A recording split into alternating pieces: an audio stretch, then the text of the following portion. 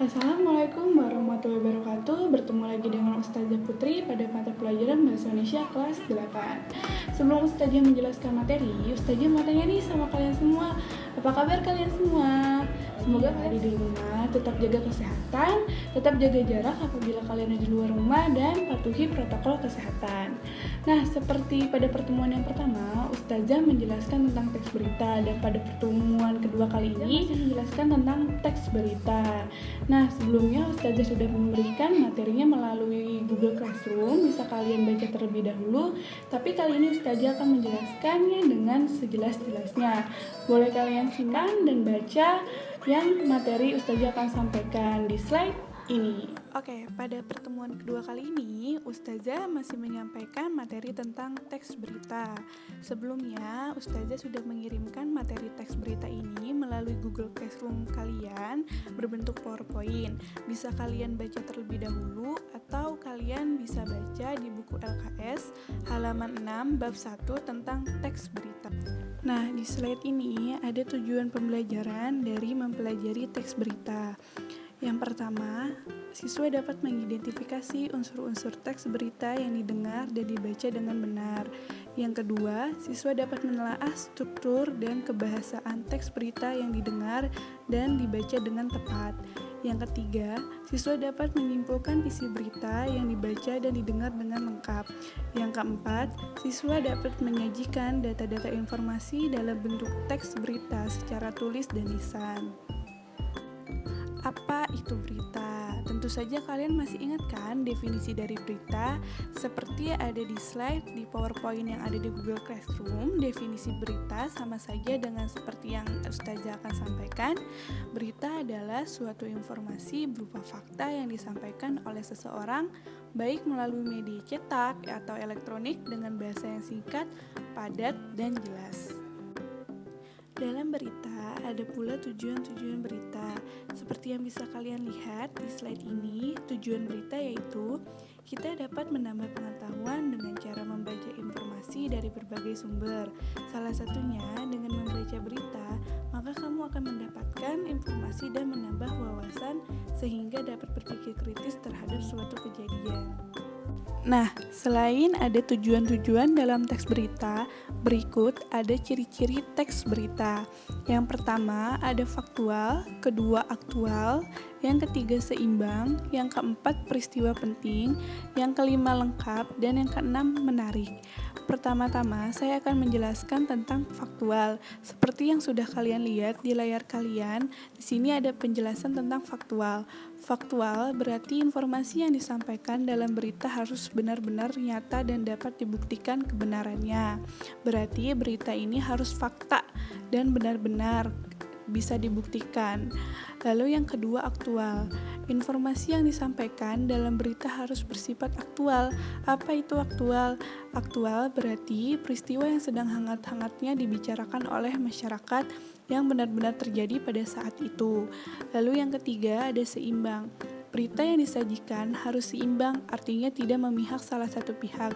Jadi, berita yang disampaikan harus adil, tidak boleh memihak salah satu pihak, maupun itu oleh dari masyarakat, pemerintahan, atau sebagainya. Lalu yang keempat, ada peristiwa penting. Berita harus berisi peristiwa penting yang dibutuhkan oleh masyarakat. Yang kelima, dari ciri-ciri teks berita ini ada lengkap. Berita yang baik harus mengandung unsur 5W1H. Apa itu unsur 5W1H? Nah, di slide selanjutnya saya akan menjelaskan unsur-unsur berita 5W1H. Lalu yang terakhir, yang keenam ada menarik. Berita harus bersifat menarik sehingga tidak menimbulkan kesan monoton. Jadi, berita harus menarik ini agar penonton tidak merasa bosan saat melihat dan mendengar. Lalu di slide ini kita memasuki materi dari unsur-unsur teks berita. Unsur-unsur teks berita terdiri dari 5W1H. 5W1H itu apa saja? Ada what, where, when, why, who, dan how. Pertama-tama, saya akan menjelaskan unsur teks berita dari what. What ini artinya apa? Nah, ini biasanya menanyakan peristiwa apa yang sedang terjadi. Selanjutnya, unsur teks berita yang kedua ada where. Where ini artinya di mana? Seperti kalian tahu, where ini artinya di mana? Ini menanyakan di mana peristiwa itu terjadi. Selanjutnya, unsur teks berita yang ketiga ada when. When artinya kapan. Nah, ini menanyakan kapan peristiwa itu terjadi. Nah, menanyakan kapan itu tidak hanya menanyakan hari, tanggal, atau tahun saja. Bisa saja jawabannya pukul atau waktu. Unsur-unsur teks berita selanjutnya ada who siapa, why mengapa, dan how bagaimana. Nah, unsur teks berita yang keempat ini yaitu who artinya siapa. Siapa yang mengalami peristiwa ini. Siapa ini menjelaskan yaitu korban, pelaku, atau tersangka yang terlibat dalam peristiwa tersebut. Lalu yang kelima ada why. Why artinya mengapa. Mengapa, kenapa peristiwa ini terjadi? Ini menjelaskan kenapa itu sebab dari peristiwa terjadi. Misalnya kecelakaan lalu lintas. Sebab dari terjadinya kecelakaan lalu lintas ini biasanya pengendara ini tidak fokus atau mengantuk. Nah, yang terakhir ini how bagaimana. Bagaimana proses terjadinya peristiwa. Bagaimana ini menjelaskan kronologis dari awal kejadian kecelakaan hingga akhir. Selanjutnya, materi menyimpulkan berita. Sebelum Ustazah menyampaikan lebih jelas lagi, bisa kalian lihat di buku LKS, lebih jelasnya lagi materi tentang menyimpulkan berita. Di sini Ustazah hanya menjelaskan poin-poin dari materi menyimpulkan berita. Seperti yang bisa kalian lihat, di sini ada definisi dan cara menyimpulkan berita.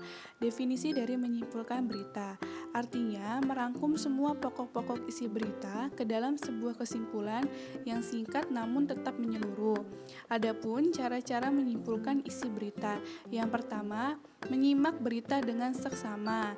Yang kedua, mencatat pokok-pokok berita pada saat mendengarkan berita. Lalu yang ketiga dan yang terakhir ini membuat kesimpulan berita. Meringkas berita. Definisi dari meringkas berita adalah menyajikan sebuah berita ke dalam bentuk pokok-pokok berita saja. Adapun langkah-langkah untuk meringkas berita. Yang pertama, mendengarkan atau membaca teks berita dengan seksama. Yang kedua, mencatat unsur-unsur berita dengan 5W plus 1H. Lalu yang ketiga, menyampaikan kembali pokok-pokok atau unsur-unsur berita secara lengkap dan ringkas. Untuk materi terakhir pada pertemuan kita kali ini yaitu materi tentang tanggapan isi berita. Definisi dari tanggapan yaitu salah satu sambutan terhadap hal, peristiwa, masalah, ucapan, pendapat atau gagasan berupa kritik, komentar, atau yang lain. Yang biasa kalian kenal, tanggapan ini merupakan opini atau pendapat kalian terhadap suatu peristiwa atau kejadian. Nah, tanggapan ini ada beberapa macam, yaitu yang pertama, tanggapan yang berupa persetujuan, lalu tanggapan berupa sanggahan, lalu yang ketiga, tanggapan berupa saran. Persetujuan dan sanggahan ini yang bisa kalian kenal ini yaitu pro dan kontra terhadap suatu masalah atau kejadian atau berita yang sedang terjadi. Sekian materi yang sudah Ustazah sampaikan pada pertemuan kita kali ini tentang teks berita yang ada di bab 1. Tadi sudah Ustazah jelaskan tentang definisi berita, tujuan berita, ciri-ciri teks berita, unsur-unsur teks berita, meringkas berita, menyimpulkan berita, dan tanggapan isi berita. Semoga materi yang Ustazah sampaikan pada pertemuan kita kali ini bermanfaat untuk kalian. Mohon maaf bila Ustazah ada salah-salah kata.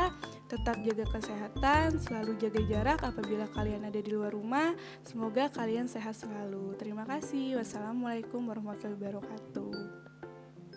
Untuk pertemuan kedua kita kali ini, Ustazah memberikan kalian tugas dengan membuat ringkasan berita dan tentukan unsur-unsur beritanya 5W plus 1H.